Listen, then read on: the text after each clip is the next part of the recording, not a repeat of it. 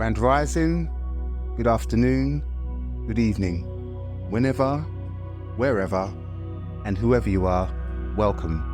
This is Awakened Abundance, your go-to channel for those good vibes, that law of attraction, self-improvement content. If you're new to the channel, if it's your first time with us, we'd like to thank you for stopping by. Feel free to have a little browse around, look around at the content, see what you think. Maybe like and share and subscribe this video. To our OG subscribers, many thanks for your support, for viewing our content. Really appreciate you. The numbers are kind of racking up with our subscription, so we really like seeing that. And it's just really nice because we enjoy bringing this content. So, quick disclaimer, as I like to do, as we like to do on this channel, everything here is just educational purposes. This is not professional advice. We are just merely students of life sharing our journey, applying universal principles and sharing our results, our thoughts, our opinions. And speaking of opinions, don't be shy to put your views in the comment section. It's just nice to get these kind of discussions going back and forth, seeing what other people are doing in terms of how they're getting abundance in their life, how they're navigating the, the challenges that life presents.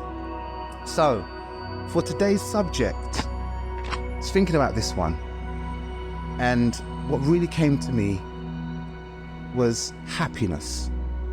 So today's theme will be the art of happiness. Happiness is one of those things that, I don't know, do we think about how happy we are? Do we have conversations about how happy we are? I don't know.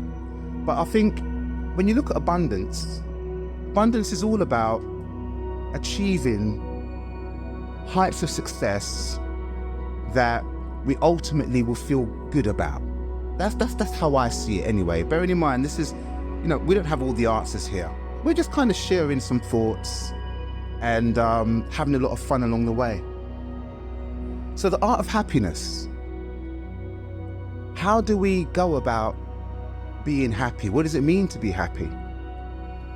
Well, I can only talk from my own personal view, but happiness for me is that state of being where you feel not just a level of contentment, but there's just a gladness about the majority of how your life is unfolding. And looking at how life can be, sometimes happiness can feel a little bit far-fetched. It can seem like it's a bit out of reach. We like to keep it real on this channel and acknowledge that life offers contrast. Talked about that last week. We talked about the law of rhythm, how life is like a wave and it flows back and forth from negative to positive situations. We talked about the law of polarity and winter seasons. So the art of happiness in the midst of these life experiences where you get the ebbs and flows, where things can be positive, negative, people can annoy you. What is the art of happiness? How do we maintain happiness through all of this contrast? And it's a challenging one. I mean, one of the things that I will say is I think it's probably impossible to be happy all the time. I think maybe that's a little bit of an extreme kind of desire to expect to be happy all the time. Sometimes things come up and we're going to feel sad. We're going to have moments where we feel like the wind's knocked out of us. But the idea of feeling happy or feeling content, feeling appreciation most of the time, I think that's a good desire. I think it's a good aim. And for those that can say that they feel elements of happiness the majority of the time, I think these are the people that truly know how to dance with the rhythm of life. Those are the ones that understand that life's kind of like a seesaw. You're gonna have your ups and downs, but you embrace everything with that understanding, and you do all the things in your power to ensure that, in contrast, you do the best that you can to keep yourself on that upward momentum. So it's a wonderful concept, and I think it's a great thing to talk about, because when you look at the news, when you look at a lot of the influences out there, it's quite easy to get drawn into a lot of the negatives. But obviously that doesn't make us feel good. I mean, one of the things that I was kind of considering is that when you look at materialism, and let's face it, Western society does tend to promote this idea that the more material things you have, the better you are, the happier you'll be. I think there's research that will probably challenge that and show that not to be true, but the whole idea of having stuff is that we generally feel better by having it. And I think in the short term, that's true. You know, you get a new car smell, you're driving around, feeling all brand new. You're appreciating the smoothness of the ride. You're appreciating all different elements of this car. I love cars, and you can probably tell by the way I'm talking about it. But when you get that new car, it feels great. But then after a while, and I've experienced this, after a while, you're driving a car, and the level of excitement about the car, the level of enthusiasm for that car, it kind of dwindles a little bit as you find yourself focusing on, after a while, you just realize that you're driving a car. And maybe you appreciate that car, but it doesn't have that same, you don't have that same emotional response over time. And that's because material things aren't really the art of happiness. And it's interesting because as I've studied some of the older scripts, such as like the Book of the Way, when you read some of these ancient ways of being, they make it quite clear that true happiness isn't necessarily found in material possessions.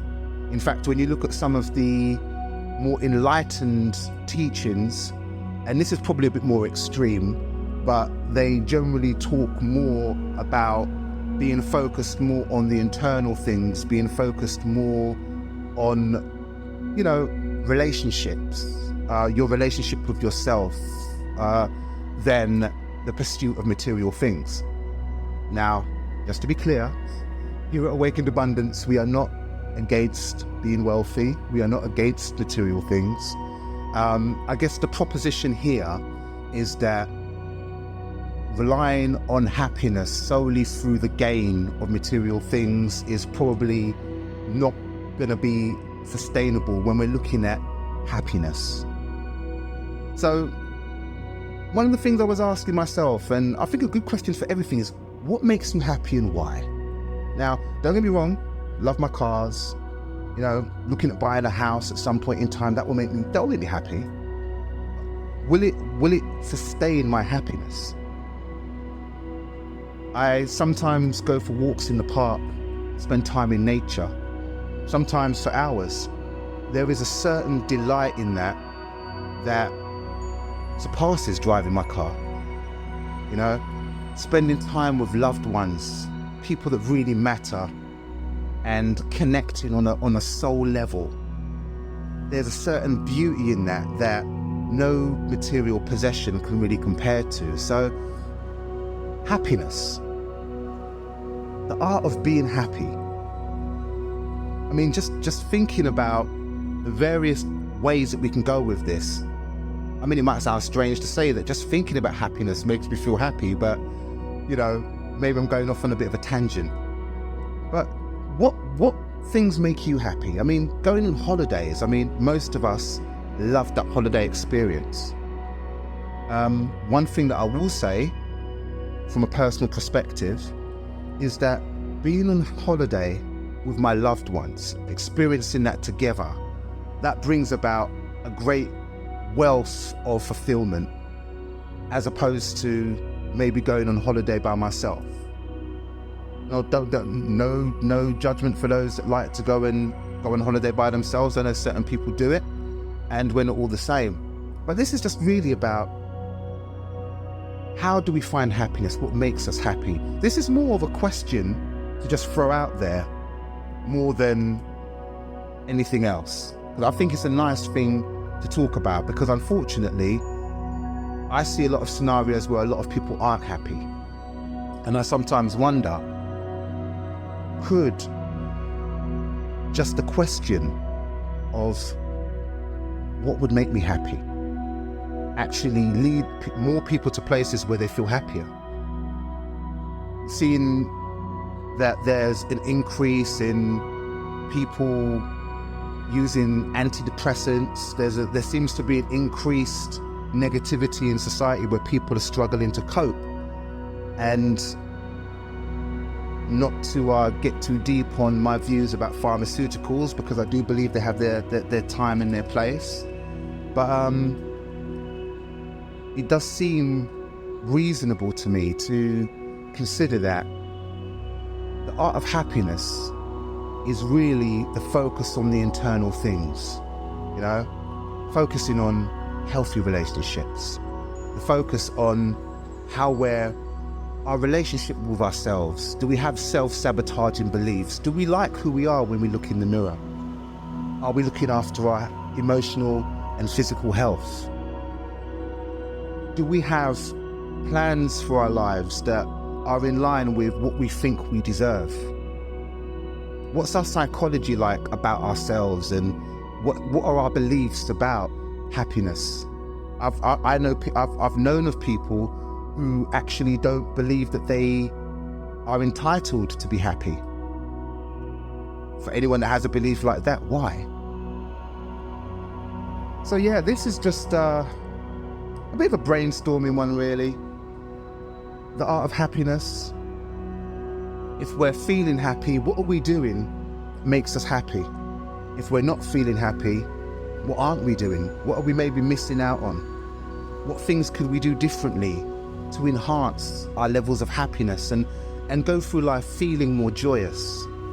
Now, I was going to talk about this one on another video, but one of the things that I find really helps with me sustaining beyond average levels of happiness is appreciation of the small things.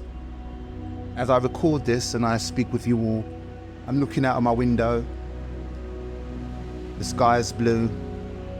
I'm looking at the trees nearby and the changing of the colours, more of that autumny sort of vibe. I'm looking at how the sun is hitting the different buildings and just how picturesque that looks.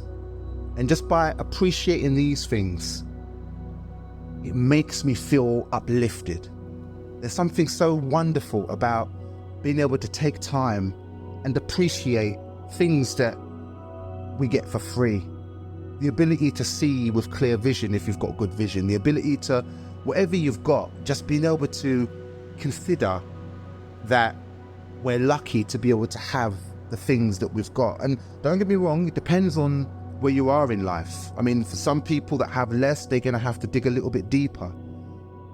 I've gone away on holiday and gone to parts of the world where people don't have much, yet you see joy in the face of the community members. You see the kids playing, you see the communities working together, people, you know, eating together, and just watching that inspires happiness.